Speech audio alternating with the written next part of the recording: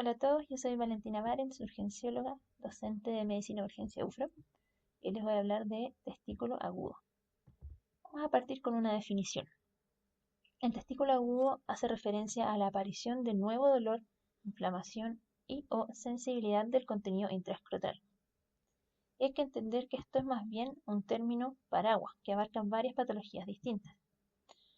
Dentro de ellas encontramos la torsión testicular, orquiepididimitis, la torsión de Morgagni, fascitis necrotizante, hernia inguinoscrotal, aneurisma ilíaco roto, ureterolitiasis, etc. Entonces, cuando se presenta alguien con un nuevo episodio de dolor, inflamación o sensibilidad a nivel de los testículos, vamos a necesitar un set de herramientas que nos permitan diferenciar entre las distintas patologías y sus distintos niveles de urgencia para la resolución. Entonces tenemos, por supuesto, dentro de estas herramientas, la anamnesis. Tenemos también, muy importante, el examen físico. Y se agrega una herramienta que está cada vez más disponible en todos los hospitales de nuestro país, que es el ultrasonido. El ultrasonido se puede realizar al lado de la cama del paciente por médicos no radiólogos, médicos no urólogos, es decir, por cada uno de ustedes, y con ciertos conocimientos que son bastante básicos, nos permite diferenciar bastante bien entre las distintas patologías, como vamos a ver un poco más adelante. Y ahora sí, nuestro manejo. Porque no es lo mismo estar en la clínica Mayo atendiendo con todas las cosas disponibles que estar en una urgencia de un hospital de baja complejidad que está a 150 kilómetros del radiólogo y del urólogo y que tiene una sola ambulancia para trasladar a los pacientes en la que hay que priorizar de forma muy inteligente el uso de esta. Entonces vamos a ver cómo podemos ir diferenciando entre las distintas patologías. Para esto tenemos que conocer un poco de anatomía normal. Tenemos, por lo general, ¿no es cierto?, dos testículos en el saco escrotal.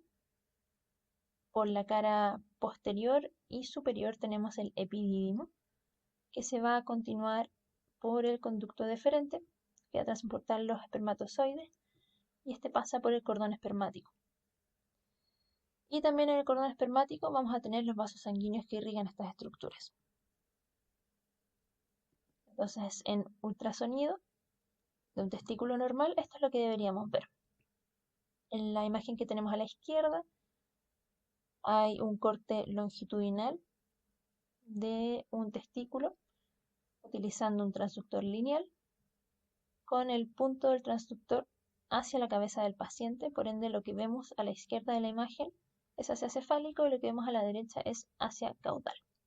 Entonces, hacia cefálico vemos la cabeza del epidídimo, que se continúa con el cuerpo del epidídimo por posterior, y luego hacia caudal tenemos el testículo, que es una estructura, como ven ahí, ecogénica, bastante homogénea, y que tiene esta imagen hiperecoica rodeando lo que es la túnica albuginea. Más proximal al transductor se ve la pared del escroto. Y si se fijan en la imagen B, vemos esta estructura un poco más hiperecoica en el centro del testículo, que es un hallazgo normal y que corresponde al mediastino testicular, que es una estructura fibrosa. Entonces esto es lo que esperaríamos encontrar en un ultrasonido testicular normal. Acá otro ejemplo, a mano izquierda tenemos un corte transversal de ambos testículos, también con un transductor lineal. A la izquierda de la imagen está el testículo derecho, a la derecha de la imagen está el testículo izquierdo. Esta imagen nos permite comparar ambos testículos. En la imagen de más a la derecha de la pantalla tenemos nuevamente el mismo corte transversal, pero esta vez utilizando Doppler color, que nos permite ver la presencia de flujo sanguíneo y compararla entre uno y otro testículo. Estos son testículos normales. Entonces, ¿cómo vamos a hacer para preparar a nuestro paciente para hacer el estudio con ultrasonido? Tenemos al paciente recostado en la camilla. La idea es pasarle, puede ser una compresa, puede ser un paño verde, algo para que se pueda tapar en la zona del pene. Y luego vamos a poner otra compresa o otro paño verde bajo los testículos, de tal forma que tengamos básicamente esta imagen, solo los testículos expuestos. Y vamos a utilizar nuestro transductor lineal para poder obtener imágenes de los testículos. Entonces, ¿de qué vamos a hablar hoy principalmente? De la torsión testicular, de la orquiepididimitis y la torsión de Diátide de Morgagni. Y vamos a ver cómo podemos diferenciar estas tres patologías que se presentan todas en contexto de dolor, sensibilidad o inflamación nueva en la zona de los testículos. Partamos con la torsión testicular. Esta hace referencia a la torsión del cordón espermático, que se va a traducir luego en isquemia. Se asocia a pobre fijación del polo inferior del testículo, lo que permite la torsión de forma más fácil. Y es importante destacar que, si bien lo tendemos a asociar más con niños, 40% de las torsiones testiculares ocurren en mayores de 21 años. Tienen que saber que esta es una emergencia. ¿Y por qué? Porque la isquemia se asocia a daño que es irreversible. Y esto es muy tiempo dependiente. A las 6 horas, solo un 10% va a tener daño irreversible y va a perder su testículo. A las 12 horas, 50% va a perder el testículo. Y a las 24 horas, ya en 90% de los casos, hay daño irreversible y pérdida del testículo. Entonces es muy importante identificar bien esta patología y derivar a tiempo. Este es un paciente que tenemos que priorizar. Entonces, clínicamente, ¿cómo se va a presentar? Por lo general, pero no siempre, es una orquialgia que es intensa y súbita. Puede o no haber un antecedente de actividad física o trauma previos. Muchos ocurren incluso en la noche, así que no siempre van a tener este antecedente. Y se puede asociar a dolor abdominal, náuseas, vómitos. Al examen físico podemos encontrar edema y eritema del escroto y un testículo que está ascendido y horizontalizado. Por lo general, vamos a encontrar una ausencia de reflejo cremastérico, pero que tenga reflejo cremastérico no descarta la torsión testicular. Por lo general, vamos a tener un reflejo de PREN negativo, es decir, el dolor no se va a aliviar con la elevación del testículo. Sin embargo, su presencia o ausencia no confirma ni descarta la torsión testicular. Entonces, ¿qué más nos va quedando? Si básicamente ningún hallazgo es 100% categórico o va a estar siempre. Nos queda el ultrasonido al lado de la cama del paciente, que se ha estudiado y la verdad es que es bastante bueno para poder identificar esta patología. Este estudio, que está en la pantalla, encontró una sensibilidad de hasta el 100% y especificidad del 99%, lo que es súper bueno. Entonces veamos qué es lo que vamos a encontrar. Primero, podemos encontrar un testículo afectado que va a estar de mayor tamaño. Como pueden ver en esta imagen, el testículo derecho es evidentemente más grande que el izquierdo. Podemos encontrar hidrocele, que se va a ver como esta imagen anecoica de bordes puntiagudos que recubre el testículo. Y podemos ver también engrosamiento del subcutáneo. Si se fijan en la imagen, más proximal hacia el transductor tenemos el subcutáneo y en el lado derecho es más grueso que en el lado izquierdo. Luego, ya más específico, podemos encontrar un testículo que es más heterogéneo, más hipoecoico, es decir, más oscuro, como se fijan acá el testículo derecho, y principalmente acá lo más importante, la ausencia del Doppler.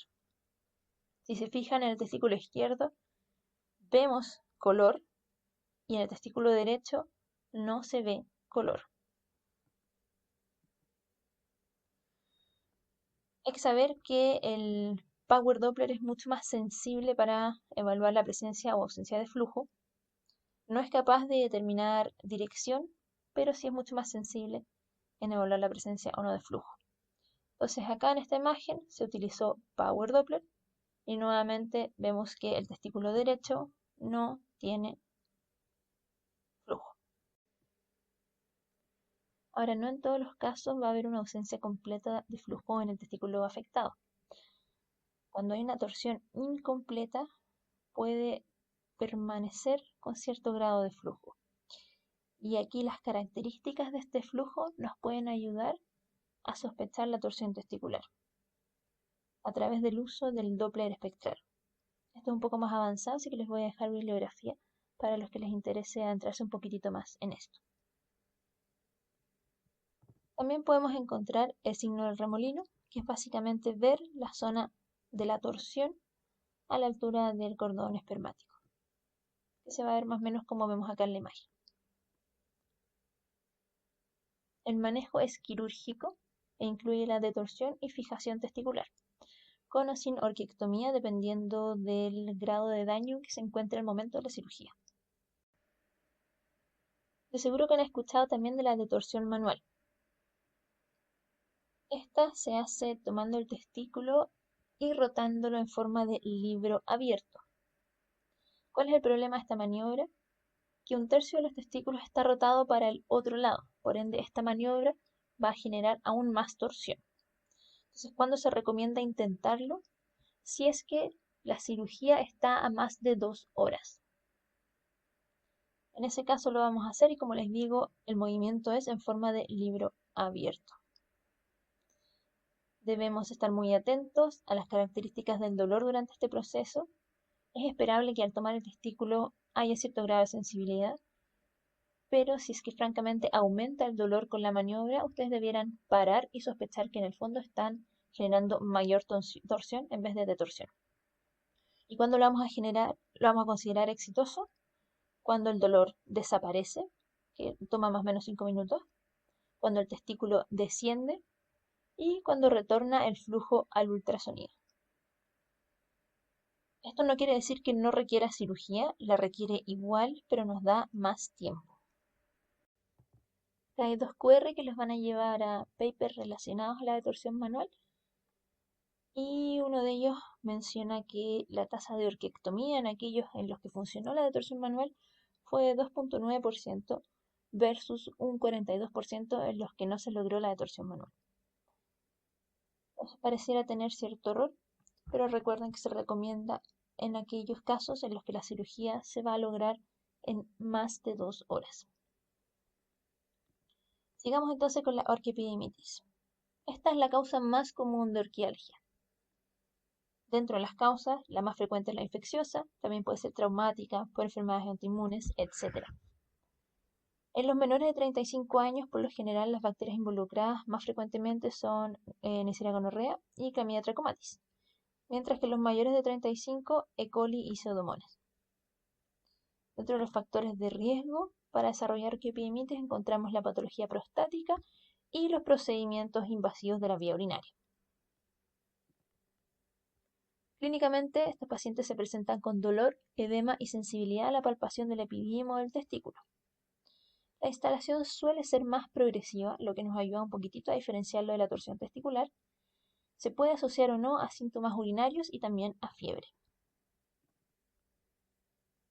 Se caracteriza por principalmente mantener el reflejo cremastérico, aunque recuerden que no todo el mundo tiene este reflejo, por ende tampoco la ausencia de él nos va a descartar esta patología.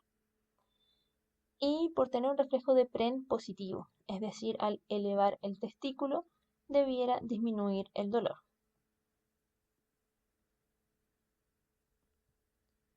Respecto al ultrasonido en orquiepididimitis, los hallazgos acá son un poco más inespecíficos. Vamos a tener un aumento del tamaño testicular, como pueden ver en esta imagen, el derecho es más grande que el izquierdo. Puede encontrarse más hipoecoico, más heterogéneo, con un aspecto atigrado, como vemos en esta imagen, y asociarse también a hidrocele. Y esto ya es un poco más específico. Vamos a ver al utilizar el Doppler color o el Power Doppler que la cantidad de flujo es mayor en el testículo afectado. Y puede dar esta imagen que se llama el infierno escrotal. Como pueden ver, el testículo derecho se pinta mucho más con el color que el testículo izquierdo, ya que hay más flujo secundario a la inflamación. Acá otro ejemplo del color aumentado al estudiarlo con un Doppler color. No hay que olvidar también a estos pacientes estudiarlos con examen de orina con cultivo para poder identificar la bacteria involucrada. El manejo general incluye soporte escrotal, hielo local y el uso de antiinflamatorios no esteroidales. Manejo más específico va a depender si es que el paciente tiene riesgo de ITS o no tiene riesgo de ITS. En aquellos con riesgo vamos a utilizar ceftriaxona, que puede ser entre 500 miligramos a 1 gramo intramuscular por una vez, más doxiciclina 100 miligramos cada 12 horas por 10 días, o acitromicina 1 gramo una vez, vía oral. También se puede utilizar gentamicina 240 intramuscular por una vez, más acitromicina 2 gramos por una vez. Ambos son esquemas válidos. Y si no hay riesgo de ITS, vamos a utilizar ciprofloxacino 500 cada 12 o cotrimoxazol forte cada 12 horas también por 10 días. Si el tratamiento falla a las 48 horas, necesitamos el uso de ultrasonido para descartar absceso, un ultrasonido formal por radiólogo.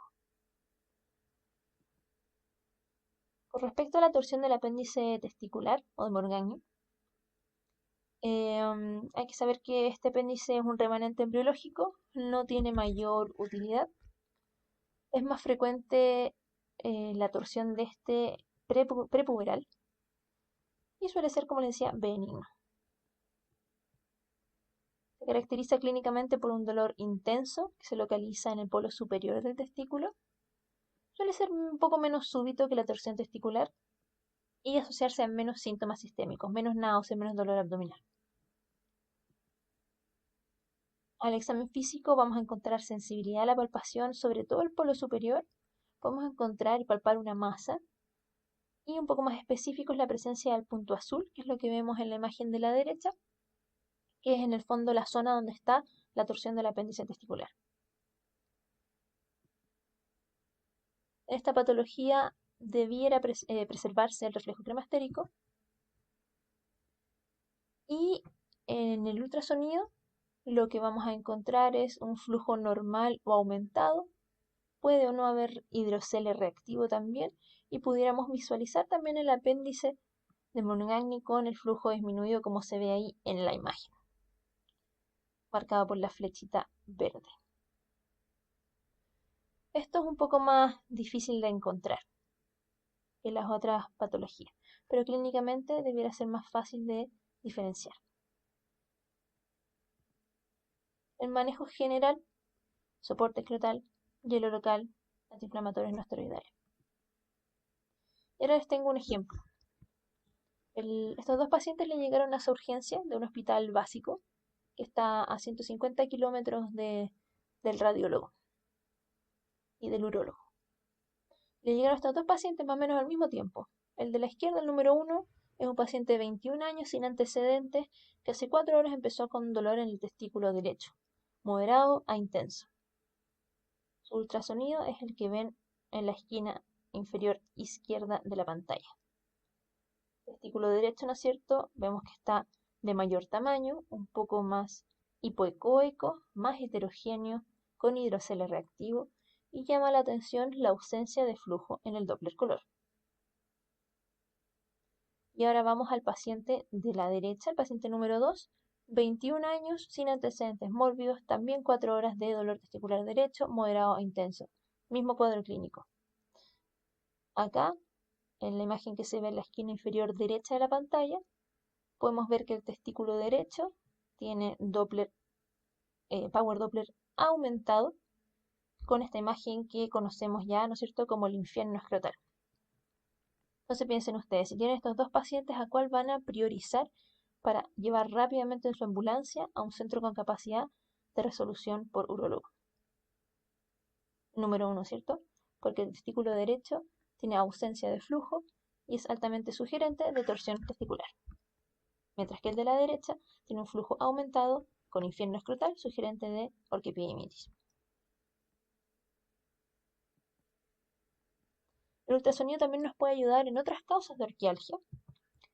Por ejemplo, en este caso tenemos una imagen de ultrasonido con transductor lineal, también de el escroto, pero este es un paciente que tiene gangrena de Fournier.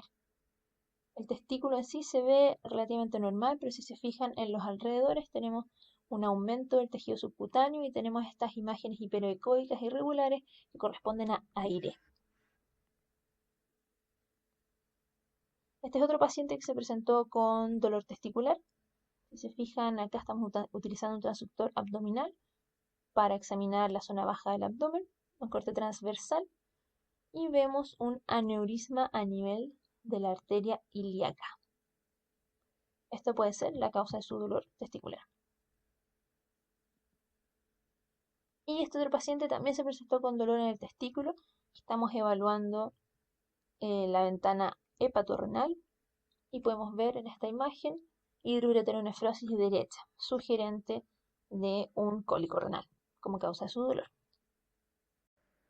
Entonces, como conclusiones, existen múltiples causas de testículo agudo, dentro de ellas tanto extratesticulares como intratesticulares, y dentro de las intratesticulares la más urgente, la más emergente es la torsión testicular.